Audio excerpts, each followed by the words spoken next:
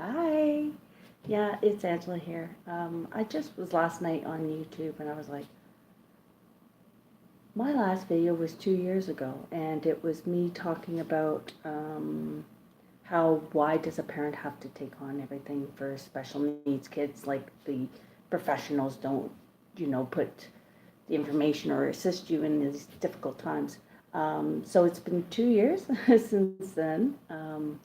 Sorry it's so dark. It's just that no one's awake yet, and I don't want to be turning on lights to wake up my family. They need to be able to sleep in. It's Christmas break, so as you can tell, I'm in 2 years. I haven't lost weight. I've actually put on weight. Same thing goes. I'm still working with my husband for our business, so I guess that's a positive thing. Our business is still up and running. Um, Update, my son was 8 when I last made my video, and now he's 10. So we waited a year and 9 months to get in to see if he was autistic, and it was a long battle because for that year and 9 months we worked really hard on social skills, and I actually did a lot of treatment with him that was more like he was on the spectrum, so that it didn't really matter, kind of thing. It just did what I knew. So we get in there a year and 9 months later. It took 2 days. They did a thorough checkup this time. Like, they had the doctor involved, a psychologist, speech language pathologist. They had what else was there? Anyways, they had their whole team, and they interviewed me separate from my son, and then they allowed me to sit in a room, overwatch his assessment, and we came back for the next day for them to tell us what they thought, and they came out straight, and they just said it's too bad that the previous doctor didn't diagnose him with autism, because I guess he was just waiting to see if it was present or not, and now that Joseph's 10, it is. So they've changed the scale a little bit. Before, they used to have Asperger's and autism on a spectrum and all that. Now they have it kind of like just all autism, and it's level 1, level 2, level 3.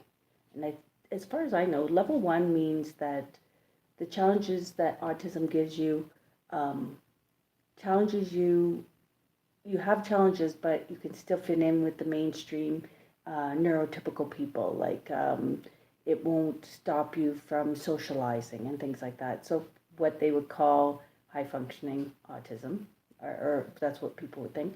My son is actually in the second group. It's called autism level 2. So what that means is that his struggles are a little bit more apparent, or um, they're they affect him being in a regular class. So he's in a specialized program right now in a class of 7 or 8. And then level 3, of course, is um, the more I don't want to say severe, because it's not severe. It's that their struggles would make it very difficult for a neurotypical person to understand them. Like, their verbal skills are not there, or their coping skills, or whatever. So this is the way my son, it's so funny because my son looks at it differently. He sees it as a level 1 is the people that go regular class. Then he brings it down to 1.5. 1.5 means that you need your medication to stay in a level 1, or you'll fall down to level 2. And then level 2 is in a specialized program. You struggle enough that you need to keep smaller groups and learn certain things. But if you're not coping very well, you go down to a level 2.5, and that's where my son feels like he is. I'll explain that later. And then, but if the medication wasn't given, he'd fall down to a level 3 and have to be homeschooled. That's the way he looks at the scale. And it's kind of amazing that he just evolves, and he just thinks about these things, and he comes up with his own conclusion. That's the way I view autism, in the sense that it's just that he has a different perspective than me.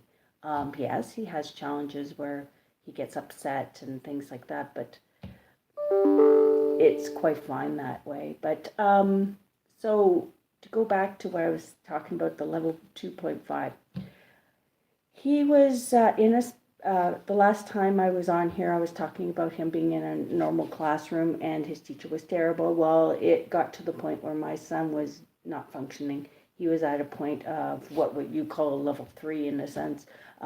He was staring into corners or laying on the floor and he was just blank. He was in his own world. They started trying to relieve it by allowing him to go to the vice principal's office and just hang out there, and it became a habit and he preferred to be there. And it got to a point where I had the psychologist that he was seeing to go into the classroom, and they said, yeah, he's not functioning, he's falling through the cracks, so you've got to get him out of here. So I went to them and I said, either you give him a TA to take care of him, like a teacher's assistant or EA or educational assistant, or we'll have to find another school for him. And they said, well, we think we might have a class that he would really fit into, and they made that suggestion into that special programming. So he went halfway through the grade 3 year into the special programming, was there for a year and a half. Actually, that classroom, the teacher knew what she was doing, and she really instilled coping skills in my son, taught him how to regulate and things like that. So everything was going well, but he was aging out of that classroom. It only goes up to grade 4.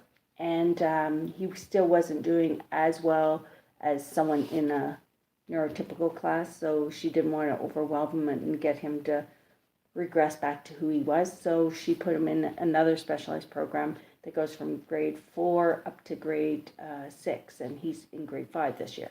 So he's in this class, but it's a new teacher.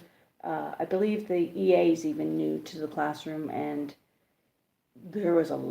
he went in there really, really, really regulated and really, really doing well, to within, by October, him falling apart again, running to classrooms, things like that. And I talked to the teacher, and that's the different part, is I'm a very strong advocate now. I don't play around. So what I did was I went in and talked to the teacher, and she wasn't too happy with me saying, there has to be more follow through, because the other, what it is, this classroom is set up with new kids that came into the class, and these kids have more of a way to cope or regulate themselves to having a group of kids that are older that don't have any coping skills. So what happens is they pick on the younger ones or whatever happens, and they all get triggered, and it's a mess, right?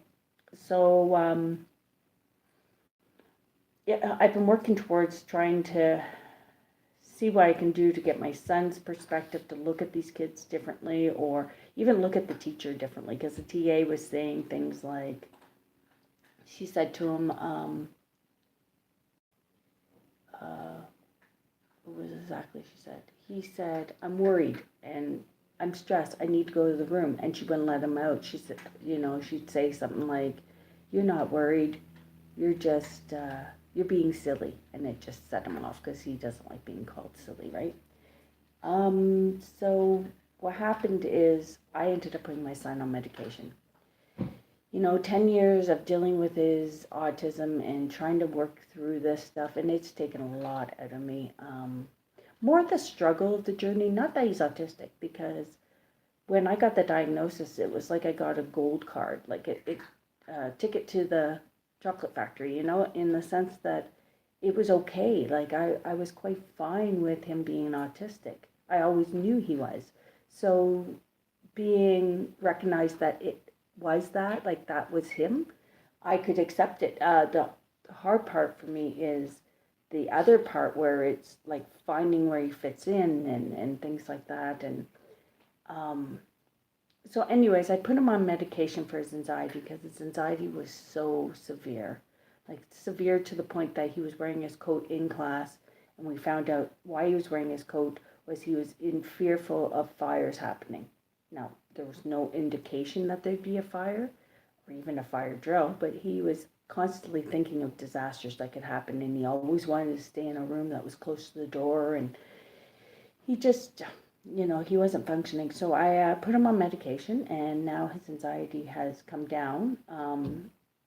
And he's doing quite well, actually, but I think he's realizing how mental health works in a sense, because he sees how stressful I can be. He sees how stressful his sister is now that she's in high school. Um, if his father comes home from work in this stress, he feels it, and it's hard for him because I think it made him a little bit more aware of someone else's perspective in that, and it's hard for him to wrap his mind around now that he's not in this fog of anxiety. Like he's not in the running mode, like the scared mode. Um, so, anyways, that's my update about him. He's in a good place. I I had him in jiu-jitsu and that went horribly wrong. I pushed him for a long time in it, to the point that I took him out, and now I have him in the Special Olympics. So he does swimming in the Special Olympics Special Olympic program. He hasn't joined the actual tournaments because he's not there. He's not regulated enough to want to go to it. So I have him in a swimming program that the lifeguard that runs it has a lot more experience with kids with autism or any other special needs. So she's very helpful. And I also have him coming up in the spring to go into soccer again. Well, soccer was always like he enjoyed it, but it was so hard for him to function in. And now he's at a point now that I should be able to get him into the Special Olympic one where it's fun and it's not like competitive in the way that he has to be on and performing all the time. So, anyways, that's the update. And what am I going to do about my weight? I haven't. This is me eating whatever I want, whenever I want, actually overeating junk and things like that. My body is my health is terrible. Like I have the worst luck. I was stepping through the snow just 2 weeks ago. I twisted my ankle. It didn't feel like it was broken because I could put weight on it, but now I'm feeling the issues inside the ankle. So I had an x-ray done 2 days ago. So we'll see how that turns out. I don't feel well. I'm unhealthy. My mental mind prevents me from doing anything. I've been on medication now since I started for my anxiety, and I keep on having to up it because the levels of stress. Last year was a really hard year for me. I had 2 car accidents, one in January and one in October. So what happened was I had a brand new car. I was trying to get my son to a hair appointment, and if anyone knows about anything about kids with autism, they usually don't like getting their hair cut. And the anxiety builds up of how you're going to deal with it when they go to a hair person to cut their hair and things like that. So, anyways, I ended up going across 3 lanes and someone speeded up and T-boned me and my son. That was a horrible accident. Same day I found out one of my friends died with brain cancer.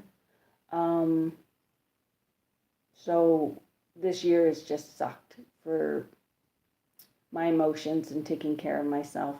And then in October, we were going really well. Everything was going well. Me and my daughter was driving down the road, and it was like the power went out in my brand new car, and the brakes didn't work. So I smashed into the back of another vehicle. And that one was really bad because the airbags went off, and I think my keys broke off, and they sliced up my daughter's face, and her nose was continuously bleeding, and it was just really a horrible one where she was spitting out blood, and I was quite fine. The airbag didn't hurt me, but you get tired of it all, right? And still driving, but I hate it. So yeah, I hope 2019 is better for me. It feels like I've gone through a lot of stuff in the last 2 years that exercise and taking care of myself hasn't been my priority, and I don't know. It's really hard because when I get to a point where I'm like, okay, you're going to work out, like I have that urge inside of me. I didn't work out for 5 years without having that urge inside of me, right? But it's almost like the meds make me go, whatever. And, and I just have no energy to put anything in. Like mentally, it's just like, ugh, don't do it. Just eat, sleep, work. So that's where I am at. But this has been 15 minutes, so I'm going to break off here, and hopefully I'll make some more videos in the future. I can't make promises I'm going to work out because I have in the past and it's not worked out for me. But I'd love to hear from people that used to know me when I was back when I was in a healthier line of, but I was a stay-at-home mom too. And here I am babbling again. So if you want to give me an update about you guys too, I'd love to hear it. And I'll start checking out everybody's video again. Bye.